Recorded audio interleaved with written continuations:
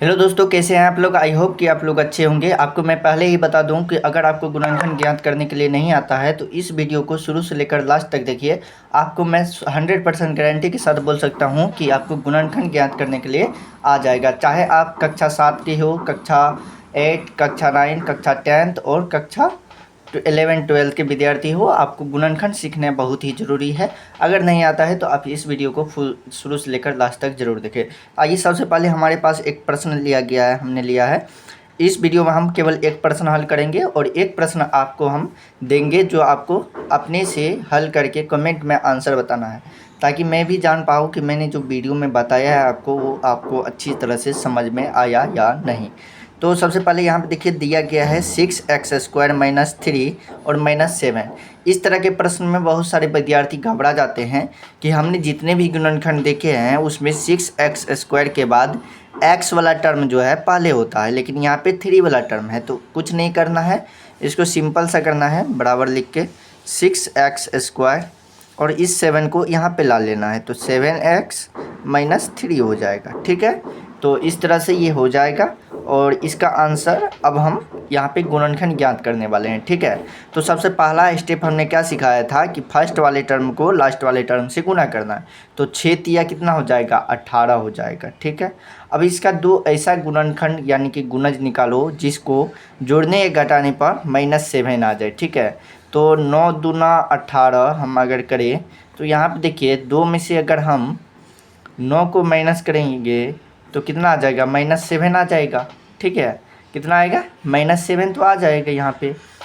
और यहाँ पे चूँकि यहाँ पे x है तो हम x यहाँ पे लगा देंगे, सब में x लगा देंगे।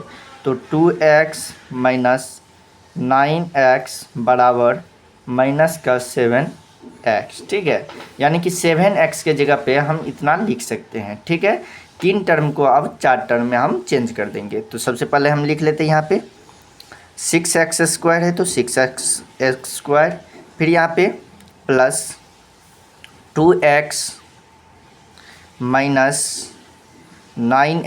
- 3। ठीक है, अब ये 4 टर्म में हो गया। अब इसका क्या करेंगे, हम विस्तार रूप लिखेंगे ताकि हमको जो है कॉमन लेने में आसानी हो। तो कॉमन लेने के लिए हम क्या करेंगे, विस्तार रूप में लिखेंगे।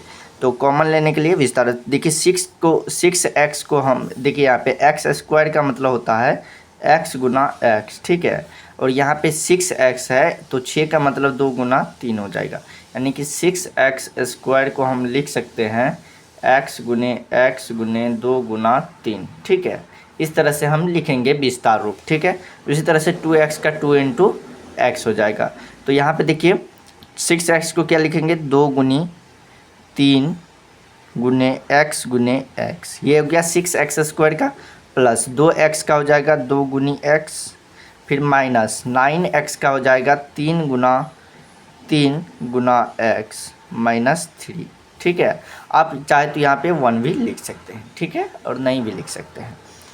तो देखिए यहाँ पे अब इन दोनों में कॉमन क्या क्या लेंगे, इन दोनों को जोड़ा लगा लेंगे और कॉमन लेंगे। तो कॉमन लेने के लिए सबसे पहले हम देखेंगे कि दोनों यहाँ पे जो जोड़ा लगाए हमने, इन दोनों में क्या क्या कॉमन है, क्या क्या दोनों में है। तो x देखिए यहाँ पे है, x यहाँ पे है, 2 है, बाकी और सब टर्म नहीं है। तो यहाँ पे 2x कॉमन आ जाएगा। तो 2x कॉमन ले लिए हम, तो बाकी सब कोष्ट में आ जाएगा, यानी कि 3x कोष्ट में आ जाएगा, 3 और x कोष्ट में। यहाँ पे प्लस है तो प्लस, यहाँ पे देखिए कुछ नहीं बचा है तो 1 बचा है। क्या बचा है, कुछ नहीं बचा तो 1, इसके गुना में हम 1 भी लिख सकते हैं। ठीक है, यहाँ पे देखिए माइनस है तो माइनस, फिर देखिए यहाँ पे क्या कॉमन, यहाँ पे 3 है, यहाँ पे 3 है, बट और कोई भी संख्या नहीं है। तो 3 लेंगे कॉमन, तो यहाँ पे देखिए क्या बच गया, 3x, और यहाँ पे देखिए माइनस गुनी माइनस क्या हो जाएगा, प्लस, यहाँ पे क्या बच गया, 1 बच गया। यानी कि अब कोष्टक वाला दोनों सेम आ गया है, 3x + 1 3x + 1, यानी कि हमारा गुणनखंड जो यहाँ तक सही बना है। ठीक है, अब हमें क्या करना है, इन दोनों के साथ में लिख लेना है 2x - 3 और इसको लिख लेना है 3x + 1। यही हो जाएगा हमारा आंसर, क्या हो जाएगा, आंसर। ठीक है, तो अब अगर समझ में आपको नहीं आया तो एक बार मैं रिवीजन कर देता हूँ इसका। देखिए हमारे पास दिया गया था 6x² - 3 - 7x, तो इसको हमने 7x को यहाँ पे लिख लिया 6x² - 7x - 3। अब हमने पहले वाले टर्म को यानी कि 6 को 3 से मल्टीप्लाई किया तो 18 आया, 18 के गुणनखंड 2 और 9 आया, और 2 में से 9 हमने माइनस किया तो -7 आ गया, हम जो कि हमें लाना था। ठीक है, तो अब यहाँ पे x में था -7, तो हमने x के लिए हमने सभी में x से गुना कर दिया। ठीक है, तो -7x के जगह पे 2x - 9x लिख सकते हैं।